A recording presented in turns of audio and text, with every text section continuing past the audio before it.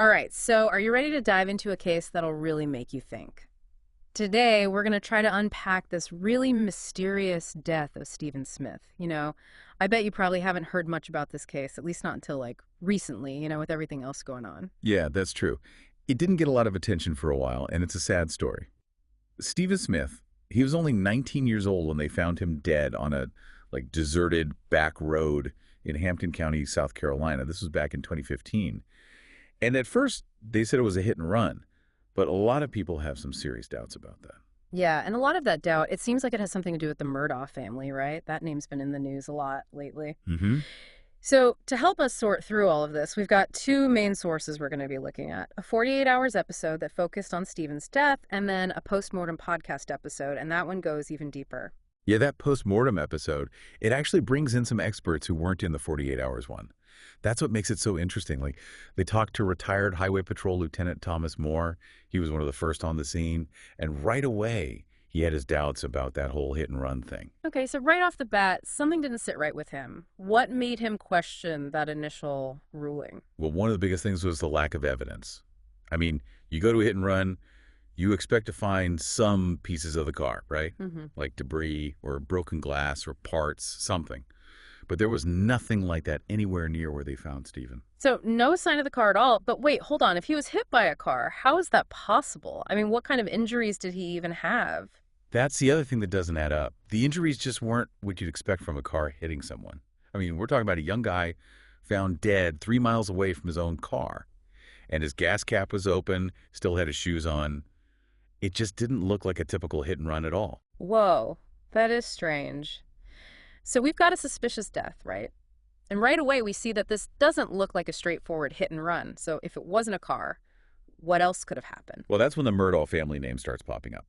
They're incredibly powerful in Hampton County, and almost immediately rumors started going around connecting Stephen to Buster Murdaugh, Alex Murdaugh's son. Right, the Murdaughs. After everything that came out about Alex Murdaugh, that name definitely makes you pay attention. But how did they even connect Stephen to Buster? A lot of it was just rumors and speculation at first. People were saying maybe Stephen and Buster knew each other, maybe from school, through friends, maybe even some sort of tutoring situation.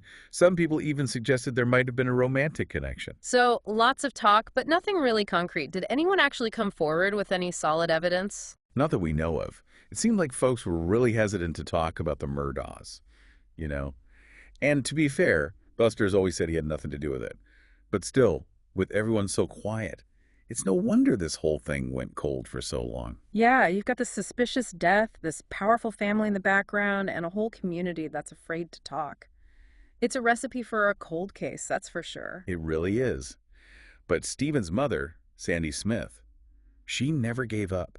She kept pushing for answers, even wrote letters to the FBI, and she even raised her own money to try and get a new investigation going. Wow, I can't imagine the strength it takes to keep fighting like that after losing your son. Makes you think about what these families go through. What finally made them reopen the case, though? Believe it or not, it was that whole Alex Murdaugh case, the murders of Maggie and Paul. After that happened, SLED, the South Carolina Law Enforcement Division, well, they started looking into all sorts of stuff connected to the Murdaughs, including Stephen's case. So, SLEB steps in, kind of like the state's version of the FBI. What did they find? They were pretty tight-lipped, but they said they had some new leads in Stephen's case. One of the big things was that Sandy was finally able to get another autopsy done. I bet she'd been wanting that for years. What did that second autopsy show? Oh, man, the findings were... Well, they were shocking, to put it mildly. I mean, that first autopsy, they said Stephen died from blunt force trauma to the head, like multiple blows, like you'd see in a hit and run. But this second autopsy, done by a forensic pathologist named Dr. Michelle Dupree, painted a totally different picture. Okay, now you've got me hooked. What did Dr. Dupree find? Dr. Dupree, she found that Stephen died from a single blow to the forehead. And it wasn't just any blow. It was so strong that it, fractured his skull. But the crazy part is, there weren't any other injuries on his body. Wait, what? Just one blow? That doesn't sound like he was hit by a car at all. Nope, not at all. And Dr. Dupree, she was pretty sure that Stephen died instantly, right there where they found him. He couldn't have been hit somewhere else and moved. Okay, now my head's spinning. First, the first responders, they're doubting the hit and run. Then this second autopsy just throws that whole idea out the window. So how did he get this horrible head injury if it wasn't a car? Well, they brought in another expert, Dr. Kenny Kinsey. He's a crime scene analyst. He worked on the Alex Murdaugh case, too. And he had some thoughts. He looked at the blood evidence at the scene. There was a huge pool of blood, which kind of backs up Dr. Dupree's findings. He died right there. Right. So the blood supports the idea that he was killed on the spot. But what about that blow to the head? How does Dr. Kinsey explain that if it wasn't from a car? He came up with this interesting idea. He calls it an atypical hit and run. Yeah. What he's saying is maybe Stephen wasn't hit by a car directly, but by something sticking out from a moving vehicle. Like someone hanging off the side or something. I'm trying to picture it. But wouldn't that leave some kind of mark or trace? I mean, wouldn't the impact be different? Yeah, those are good questions. And Dr. Kinsey, he knows it's a really specific scenario. Mm. Whatever it was, it had to be strong enough to cause a fatal blow, but not leave behind the usual stuff you'd see from a car accident.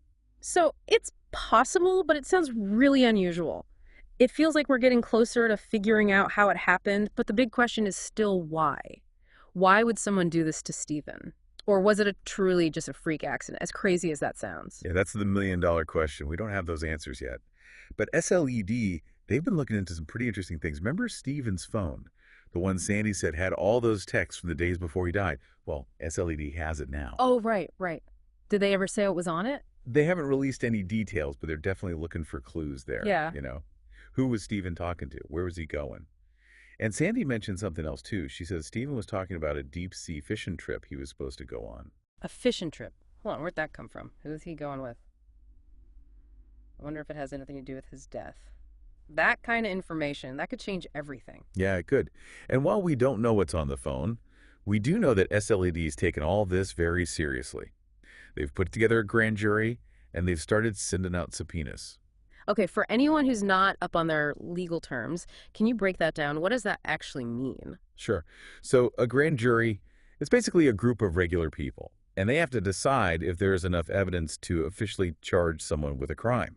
And a subpoena, that's like a legal order. It makes people testify or hand over evidence. So this is serious stuff. SLED thinks there's a good chance they could file criminal charges in Stephen's case. Wow, after all these years, that's huge. Things are finally moving forward. But like we were saying, time's not on their side. Exactly. It gets harder and harder to put together a solid case as time goes by. Yeah. Memories, they fade, evidence can get lost or messed up. And witnesses, they might not want to cooperate anymore. It's a real race against time to get to the truth.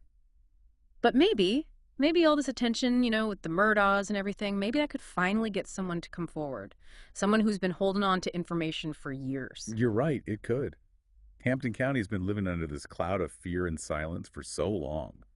Maybe, with everyone watching, someone will finally feel brave enough to speak up. It's a little bit of hope in a story that's been really dark and confusing. What's the most puzzling thing about this whole case to you? For me, it's how different the original hit-and-run story is from all the evidence they've found since then. Makes you wonder about that first investigation, Was it just sloppy? Or was something else going on? Yeah, that's a big question that just hangs over everything we've talked about. What if, like Sandy has always said, what if something just wasn't right from the very beginning? That's a scary thought, but we can't ignore it. And it brings up even bigger questions, like about fairness and justice, especially in a place like Hampton County where the Murdaugh family had so much power. So we've gone from this open and shut hit and run to this tangled mess of weird stuff and unanswered questions.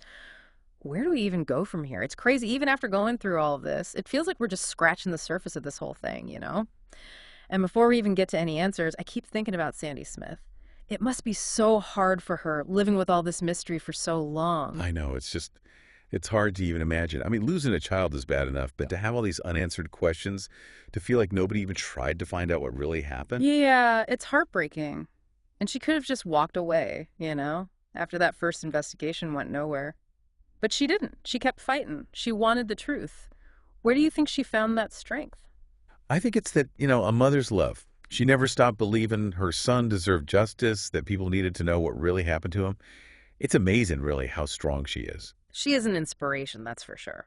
But it also shows just how much these unsolved cases affect people, It's not just about catching whoever did it. It's about the families left behind, dealing with the not knowing, the pain. You're right. In this case, it's even bigger than just one family. The whole Murdaugh thing, it's really shaken up Hampton County. There's like people are seeing this whole web of power and influence, and it makes them wonder if anyone could ever really get a fair shake there. So Stephen's case is almost like a symbol now, isn't it? It shows this bigger problem that sometimes power gets in the way of the truth. Yeah, exactly. It makes you think about like, who do people believe? Who gets protected? And who actually gets justice in the end? We've talked about the evidence, the experts, the theories, but really it comes down to this. Will someone who knows what happened to Stephen Smith finally speak up? That's the big question, isn't it? Yeah. Someone knows. And maybe, just maybe, now with all the attention on the Murdaughs, maybe someone will finally have the courage to come forward. We can only hope. But until then, Stephen's case is still a mystery. It shows that even with all the fancy forensics and detectives and all that, sometimes the truth stays hidden. It's true. We've gone through so many twists and turns, and we still don't have a clear answer. But we've seen how complicated this case is, how it's affected people, and the big questions it raises about justice.